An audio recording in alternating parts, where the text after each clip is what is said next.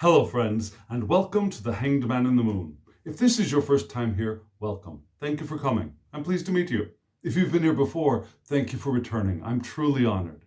Friends, if you are a returning visitor, you know that this is my fairly new deep dive into a gorgeous and intriguing deck called the Egyptian Tarot by C.C. Zane and the Brotherhood of Light. And so, just in case you are new here, let me give you a brief overview of what you're about to see. What I do is, at night, after I film a video, I do a daily draw. I shuffle my deck of the colored version of the Egyptian Tarot, because it's mass market and it's readily available, and if I mess up the deck, I can get another one at a very reasonable price. So I shuffle my color new mass market version of the Egyptian Tarot, and I pull my daily draw. And then I pull the matching card from my charcoal gray and white deck, which is a much older printing of the deck. And it's, from what I understand, was printed in the year of my birth, and so it's my birth deck, and I want to be careful with it. So I pull both of those cards, and when you see them, you'll notice that some cards there is almost no difference. Some cards there is a clear difference. Today's daily draw, it's like it's like they're in different universes. So stay tuned for that. So I do the daily draw. And because this is a brand new system and I want to have a little help reading the card that I pull for the day, I do a 3-card spread from a deck that I'm more used to. The Tarot of the Holy Light by Christine Payne-Towler. And if you have been following along with this channel, you'll know that starting last July-ish, I did a deep dive into that deck, and then I've continued using that deck throughout the year. So I'm more comfortable with it. I'm not fluent with it yet, but I'm more comfortable with that deck. So I'm using it as my helper deck for this deep dive. And because I've grown attached to it and I want to keep practicing with it, I want to keep using it, I want to keep touching it. So I do a 3-card spread to help me unpack the daily draw card. And it's really a standard spread. First card is the energy or the situation that is indicated in the daily draw. The second card is the challenge, which could be a positive challenge, something to aim for, to move in the direction of, or a negative challenge, an obstacle that could appear. And then the third card is the outcome or the advice, right? Typical 3-card spread. And then I live my day, then I go to sleep, and then I wake up, and then I live my day. And at the end of the day, I film this video, and then after I've done a little bit of more analysis, I do my primary analysis right before I film the video to see how much of the meanings and the attributes that the cards are pointing to had revealed themselves to me during the day. So rather than reading the spread in a predictive fashion, like reading it before I move into the day, instead of analyzing it before I move into the day, I look at it, sure, and I might peek at a couple of things, but I don't really sit down and analyze the spread until I've pretty much finished the day and I'm ready to shoot this video. And then I shoot the video. And then I pack everything away, and then I get ready for the next day's daily draw. That makes sense, doesn't it? God, I hope so. So that's what we did. That's what I did. And let me show you the daily draw cards for today. Here they are.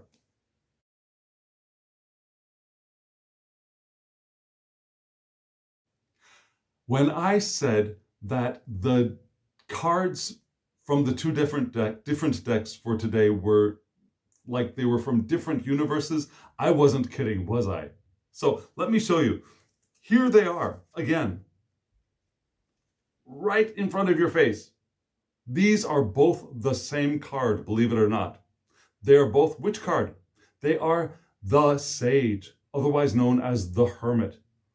And you can see in one card, in the color card, the Hermit or the Sage is very Egyptian looking, yeah? Maybe an Egyptian high priest. In the older version of the Egyptian Tarot, by the same people, I'm telling you, they're the same people, the sage or the hermit looks more like a bishop, maybe, from a rather Christian, a Christian setting, a Christian culture. Looks like the figure has a Christian, the bishop's, what do you call the hat? You know what I'm talking about, the bishop's hat. The word's not coming to my mind. And is wearing, okay, so Christian, could be an Eastern Christian bishop. It looks more like an Eastern Christian bishop to me, to be frank. But yes, these are both the bishop, or I'm sorry, they're both the sage, otherwise known as the hermit, otherwise known as the 9th card in the Major Arcana. And in this deck, the sage, the hermit, is Aquarius. And Aquarius, of course, is the domicile of Saturn, a very harsh card, right? It's also Teth. What did I just say? I just said Teth. That the Hebrew letter Teth is also associated with this card. And we can see the constellations above. Both the constellations in these cards are intended to be Aquarius. But you can see that the constellation for Aquarius in the colored version is much more detailed than the constellation in the older version of the Egyptian Tarot. So it's very interesting. And this is one of the reasons why I'm really happy to have both decks. And I'm really happy to have this card in particular in the older deck, because I like this. I like that card a lot. But we can see in both cards, yeah, even though the clothes are basically different, that the hermit is holding a lamp in one hand. Yeah, it may be difficult to see, but there's a lamp in the hermit's left hand. It's on the right side of the card. And in the hermit's right hand, our left, the hermit is holding a staff. And at the feet of the hermit, there are these 2 cobras. All of those elements are in both of the cards. It's probably very difficult to see those elements in the charcoal gray and white version on this side, but they're all there. The bishop is holding a staff. The bishop is holding a lantern. There are 2 snakes at the bottom. So this is so interesting. So what was this trying to say? This is trying to say that the hermit points to Aquarius, of course, which is the domicile of Saturn, the harsh father border, planet of borders and endings and cuttings of things, from which these fixed air vital attributes enter our world, right? So Saturn beams energy through Aquarius into the house that Aquarius holds into our lives. And that's something new I learned today. I learned today that when we think of astrology, the energy, the significance begins with the planet. Am I reaching above the screen here for you? Begins with the planet, and then that planet beams, shoots, sends meaning, sends energy, sends attributes through the sign, which filters through the sign into the house, probably that sign holds, depending on the system of astrology that you read, and then to us and our birth charts. So it can have a different effect for us depending on who we are. If you want to read all of those layers in a tarot spread, which are possible, I'm not up to that yet. But that's the framework that we can imagine as we read the astrological significances of the cards. So again, we've got the planet of Saturn moving the energy from that planet, moving through Aquarius, through its house into our lives. And so how does it do that? Especially when we think of its association with Teth. And Teth is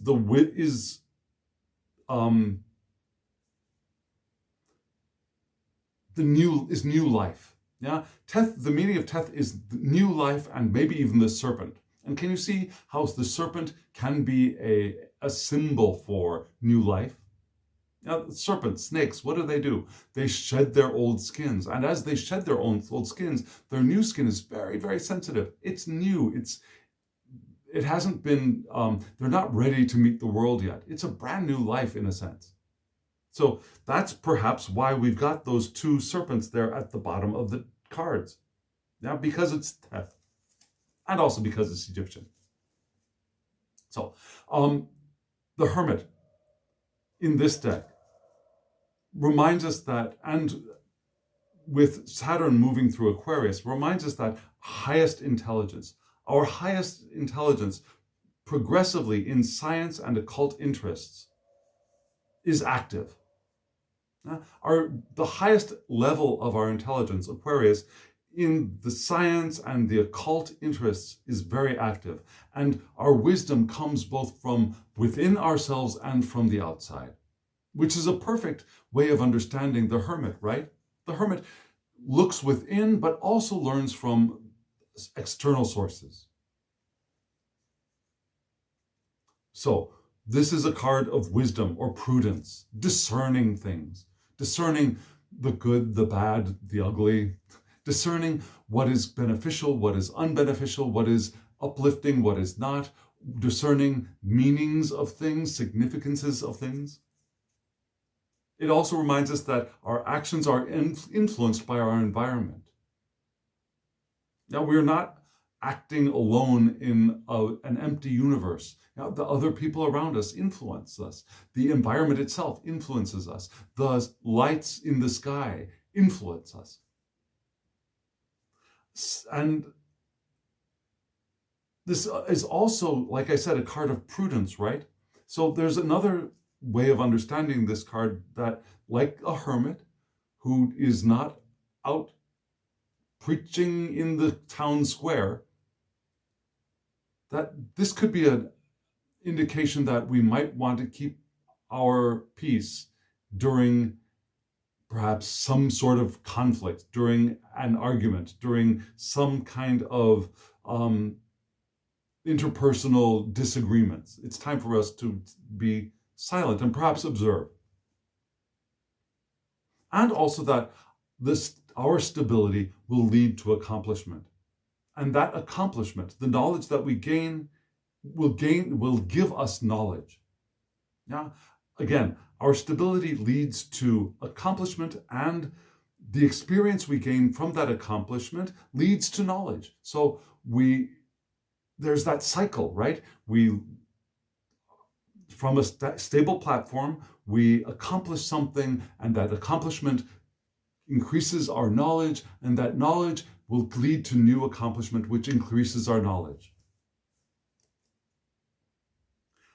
And what we know supports the things that we're doing in the world, our know-how.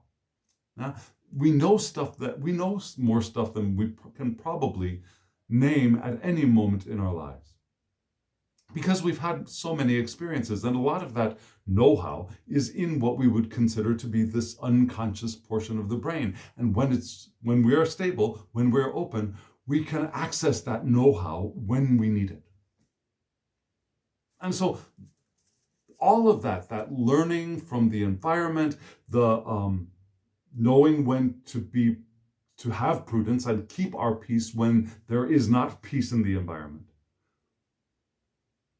that our actions are to knowledge of our actions being influenced by the environment, but also that our actions, the ones that we take, and the ones that we take from a stable platform, will lead to our accomplishment, which leads to more knowledge. And the knowledge that we have is probably enough for whatever situation we're going to encounter. This is a good set of meetings for me, especially now that I'm here teaching a winter camp far away from home, in a camp that I'd never worked for before. And So this is a brand new experience for me. So this was good advice, I think, for me for the day. So then I pulled my 3 cards. I did my 3-card draw, right? The significance, the challenge, and the advice or the outcome. So let me show you those cards right now.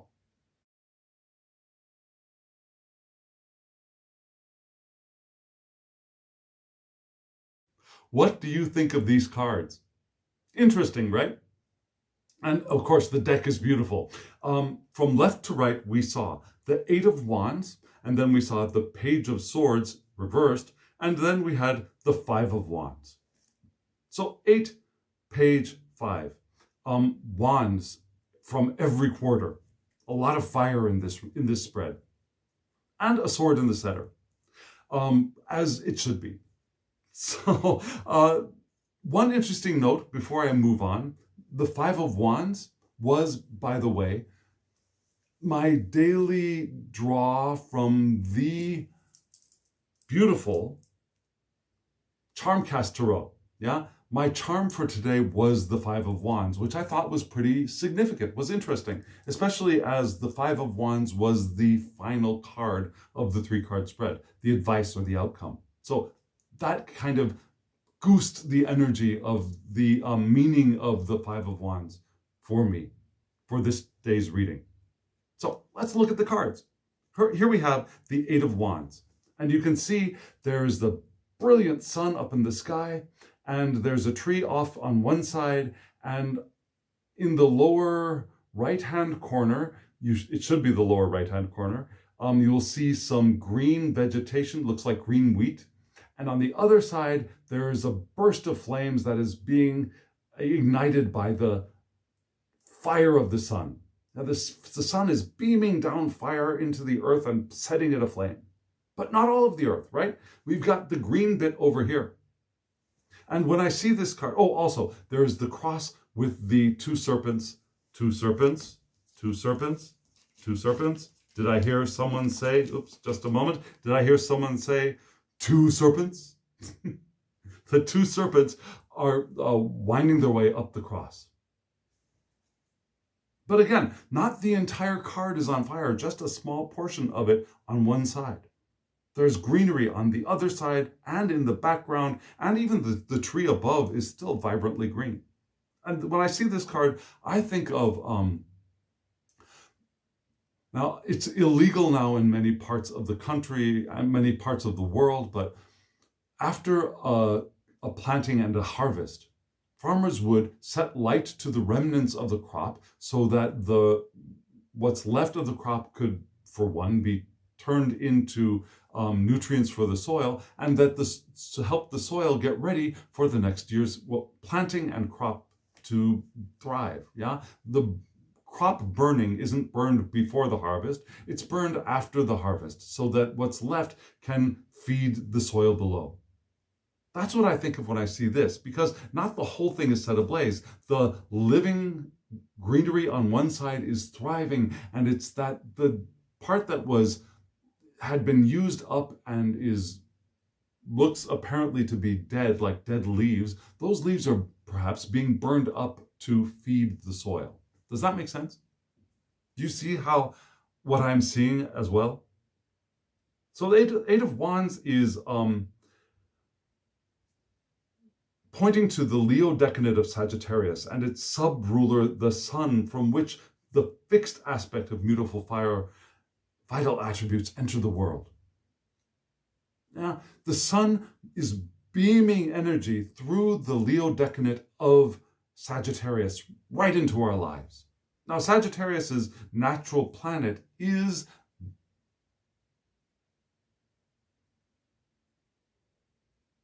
Jupiter, right? Yeah, I think so. Yes, Jupiter. So, but instead of Jupiterian energy, we're getting the sun, a powerful burst of solar energy. So what does that mean? Well, it reminds us that we've got a lot of energy entering our lives, of course. It might be a reminder that we want to master ourselves before we can avail ourselves of the resources in the environment and the resources that are available to us. Just like our ancestors had to manage their fear of fire before they could use it as a tool. And what a tool it became. Yeah? Cooking, warming our homes. And yes, this is the time of global warming, and we have to be careful of the amount of fire we're creating, but without any of our skill in creating and maintaining and using fire, a lot of civilization would just not be possible. So, this fire thing is a good thing, but we had to overcome our very natural fear of it. It's also telling us that we might need to leap into action when the time is ripe, and that we don't want to miss the chance, because if we miss the chance, we may be overwhelmed. Yeah, that train, instead of passing us and being able to leap onto it, might end up just rolling, knocking us over, might roll over us. Also, like the train, there could be a sudden acceleration. Yeah, that energy is about to be released. So this is a lot of power here to be aware of, cautious of, and be ready to take advantage of. And we might want to check our fear, check where we are still feeling inadequate to facing the challenge of this energy. So this is a powerful card. And coming from that, the sage, the hermit, this being the explanation of this, the environment for this. Now the intelligence, but the asking for prudence and being open to learning from our experience and putting our inner knowledge to use in this time of potential bursts of energy and wanting to be ready to leap into action when action is called for. Now, that is understandable. And so what is the challenge? The challenge here is the Page of Swords. And this is a beautiful figure on this card. Let me show it to you upright. Originally it's reversed, but let me show it to you upright. We got this page of rather youthful figure here with a lot of alchemical symbols around him. Looks like a hymn, doesn't it? But it doesn't have to be a hymn. Yeah, all of our male beings, all of our female beings, all of our trans beings, all of our beings in transition, all of our cis and trans beings, all of us, all of our non-binary beings are the Page of Wands. We all have this pageness in us. And you'll see that wands, swords, the Page of Swords. We're also the Page of Wands, the Page of Cups, we're all of the royals. And you can see the sword pierced, not necessarily piercing anything, but before one alchemical symbol and another alchemical symbol being held in the other hand. And so this page is just full of intelligence. This page, as all pages, serves the queen of his, her, their suit, which would be Libra in this case. So this page is serving the Libra queen, which is wonderful and is a very clever page. Learns very quickly. However, in reverse, this page becomes a spy, becomes a sneak, becomes a thief or a pickpocket. Yeah, somebody who finds opportunities to take what they think they deserve, takes what they think they want. This person could be an agent of disinformation. Now, what do we say now? Fake news? Stupid way of calling things, but disinformation. Creating confusion. Antisocial meddling. Meddling in a way to, instead of bring people together, meddling from the get-go is not such a good thing to do, right? But instead of being an agent of bringing things together and creating harmony. He's an antisocial meddler, one who breaks bonds. He's arbitrary. He can be unyielding and vengeful, two-faced. He can be a freaking liar. But we want to also understand that all of those attributes could be because this reversed page is trying to survive. When you think of Oliver Twist, in Oliver Twist, there's Oliver's older friend who is, well, actually, the whole band of children are pickpockets and thieves, but they're pickpockets and thieves not because they're evil or because they're trying to hurt other people because they're malicious. They're pickpockets because they want to survive. They have strong survival instincts and their environment does not serve their livelihoods. And so they do what they can to survive, to get by, to make their way, to protect themselves. And so all of those things that we consider are to be either just not good and mean or even evil, those things are this page trying to get by. Maybe. And still, we might want to be careful. And so this challenge, I think, for me, in this case, is a challenge of beware, be cautious, be careful.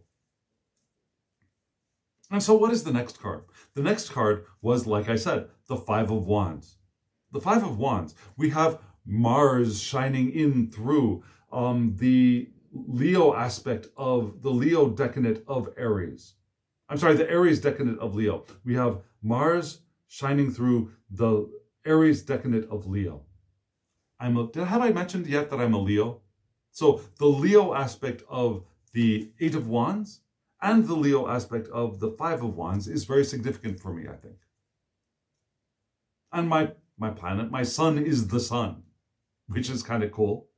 The Five of Wands. Yeah, the Five of Wands points to the Aries decadent of Leo and its subruler Mars, from which the cardinal aspect of fixed fire. Now, the cardinal aspect of fixed fire, the fixed fire of Leo, is being pointed forward by Aries. And the energy radiating from Mars is filtering through that into the house and into our lives. So Leo, of course, is the card of magnanimosity. Is that right? I think it's right. Anyways, he, she, or they are magnanimous. And they're generous, and they are playful. They want to help. They enjoy uplifting other people by being the show people that they are, by being the actors that they are, by being either the kitten or the lion. But Leos want to bring the sun that is natural to them into the lives of those around them when they're in a good mood. When they're in a bad mood, then the claws can come out, right? But Leo, in his sunny glory, in her sunny glory and their sunny glory, is just a radiant being, right? And through that radiance, we've got the directed energy of Mars, of accomplishing and moving forward and getting stuff done and reaching a goal and moving toward a goal. So, and you'll notice at the top of this card, this is a very complicated card, right? We've got this alchemical wheel in the back. We've got the two pillars on each side, one with the sun on the top, one with the moon on the top. And there's light pouring through those two celestial bodies, through the sun, through the moon, into what this could be a crystal, some kind of alchemical tool. And the light, let's call it light, is gathered here and then dispersed again into the different planets around. So we got light from the major light bodies in the sky, the sun and the moon, going through this crystal and out into the planets and into the material realm. And at the top we see the word opulence.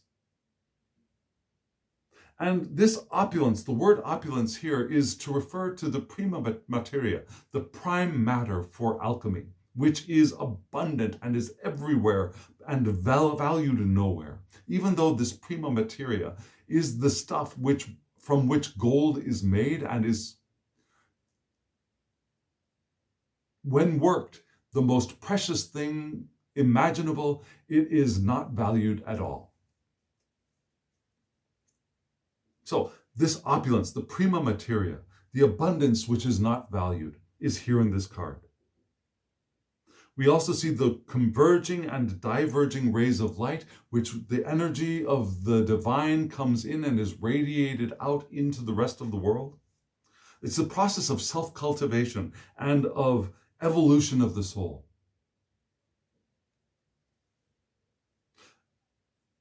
And it asks us to be active interpreters of our experience and our experience internally and our experience of the world, rather than just sitting back and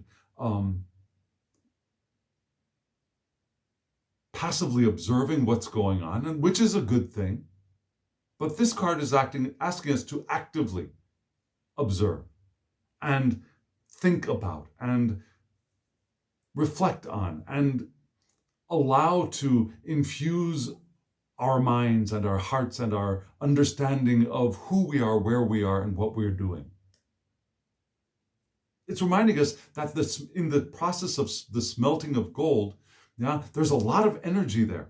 Perhaps the energy that is being blasted here in the Eight of Wands is here blasting the prima materia.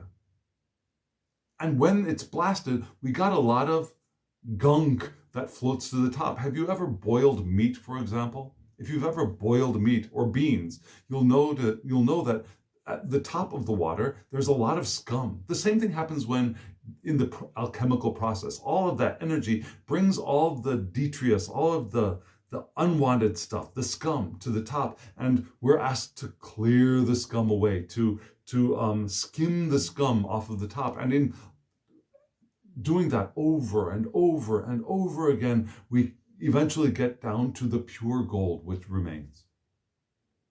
So this is the self-willed empowerment of Mars radiating through Leo. And we're able to follow our own lights and enjoy participating in the dance of life. So for me, that is the advice I believe. So as the sage, as the hermit,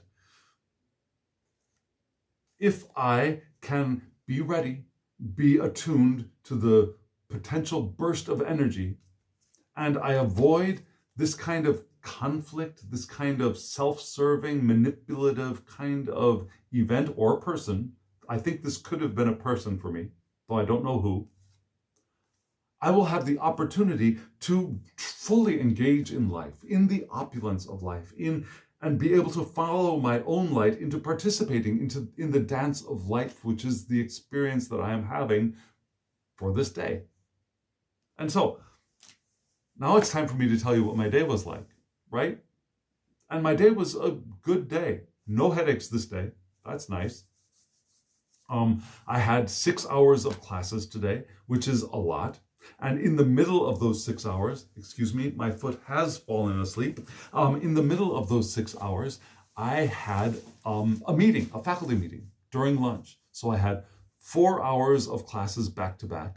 And then I had to go to this meeting during lunch. And then after the meeting, I had 2 more hours of classes right after that. So it was a cram-packed day. And I noticed that because I had been so surprised by how well the students were able to function in class the first and second days, I think my expectations had risen to a point where I might have started feeling like I was getting disappointed with the students because they weren't matching this expectation that I had recalibrated myself for. Does that make sense? However, and the groups are a little different as well. However, I think we were able to progress at a good pace, not a super speeded pace, not a ramped on cocaine kind of pace, but we made some good progress today in all three of my sections. I've got three groups of students that I teach. And then the meeting. The meeting wasn't all that. I mean, I got some information, but there wasn't a lot that I needed to focus on. I didn't interact with many people. The general leader of the camp came over to me and talked to me about the bus to the store incident that happened the day before, and thanking me for giving up my seat to my coworker. And they talked about how one person had been left behind at school because they didn't get there on time. And so there was that kind of chatting and sharing information about a situation that was a little bit awkward, perhaps, but not exactly, I don't know, thievery and cunning and something that was dangerous. Then there were breakout meetings where I met with the other faculty who are teaching the same thing that I'm teaching, and we talked a little bit, and I got a sense of where they were, and I was about to say where I was, and then the topic switched, so I didn't get a chance to tell them the things that my students had accomplished so far. But I got a sense that maybe I wasn't as far ahead as I had thought I might be. I'm not saying I'm lagging behind, but I started getting that sense that I might be about to start lagging behind if I'm not really careful. That my students might start to be lagging behind, which in this case is a problem, because these aren't classes so much to learn, but these are classes to not foster, but to support the students in their creation of a story. I'm there to guide the students in their creation of a story, which they will present to the rest of the camp, the rest of the camp, yeah. And so they need to be ready for that. I mean, that's the primary point for this class. And so I got the sense that maybe we might be falling a little bit behind, and that I want to be sure that I don't start falling behind. I want to make sure that I keep the students on track, even if they start getting a little distracted. So I did start to get a little bit nervous, but then I thought, no, I'm okay. And I taught the second or the last group of the day, and I went and I organized my notes, and I think I'm still okay. I really do think I'm still okay. But there was that sense of, okay, I got to catch up. But then realizing that I'm okay. And if I follow the plan that I'd already set out, I'm probably going to be better off than if I try and rush things. Which I don't think these cards are saying, rush, make sure you rush ahead, full steam, but to take advantage of the energy when it appears, right? That's what this card isn't saying. Make sure you really use up all your energy and go forward. It's saying to take advantage of the energy when it arises. This card is saying a similar thing in a different way. It's saying to follow the light and the knowledge and the wisdom that we already have. And so I think I was able to move in this direction at the end of the day. So I think this and I'd kind of already had that feeling of what is the common understanding of the Five of Wands, or what is the most common? The understanding of the Five of Wands that many tarot readers gather from the Rider-Waite-Smith, the card drawn by Pamela Coleman Smith. We get the idea of these 5 beings in competition. And usually when that idea of competition comes up for me, I think, okay, be careful. This is something that could either go into just playful banging around to something kind of potentially nasty, right? And so I want to be careful to avoid that kind of nasty competition and take opportunities to play when I can. And so when I found myself in that creating competition between myself and the other teachers in that meeting, I thought, aha, maybe that's what this card is telling me, that there is the potential for that kind of competition sneaking into the conversation. I thought I wanted to avoid. But then afterwards, I realized, looking at the card more deeply, that no, it's not the competition really. It's the other stuff. It's the light of the divine entering the world and enlightening it. It's the empowerment of self to follow our own hearts, to do the work of the Leo enjoying the dance of life.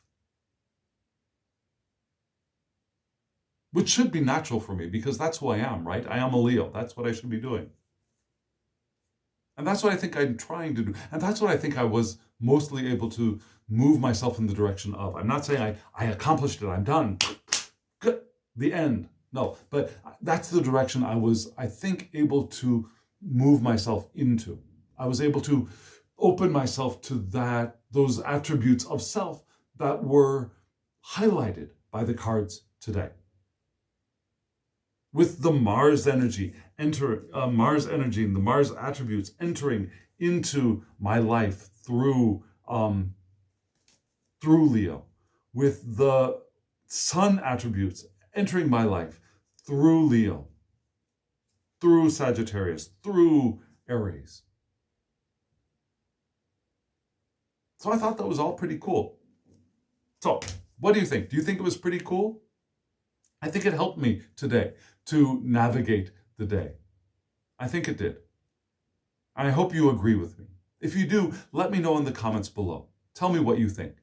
Tell me what you got from this reading. Tell me if you didn't get anything from the reading. Tell me if it was confusing and you want me to do it again.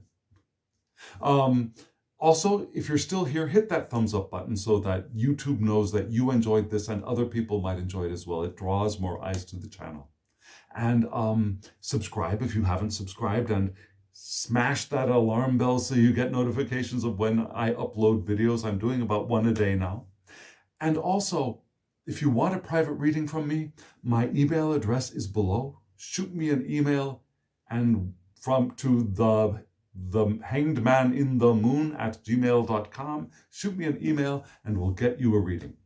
And if you want these decks, the links are in the description box below. You can get this deck, the Tarot of the Holy Light, which I highly recommend, and the guidebooks. This is a beautiful deck to study and learn from. It will crack open your understanding and ways of using tarot. Or you can get the color version of this deck easily at Amazon. The link to that is below. And I don't get any money if you use those links. I'm just putting them there to make your life a little easier. Unfortunately, this deck is way out of print. You can find them on eBay, but they're going to be a little pricey. If you want to pay the money for them, I did. And I'm very happy I did. So there it is. There we go. Friends, please do comment below. I'd love to hear from you. And as always, I wish you love, joy, well-being, and pure awareness. Thank you.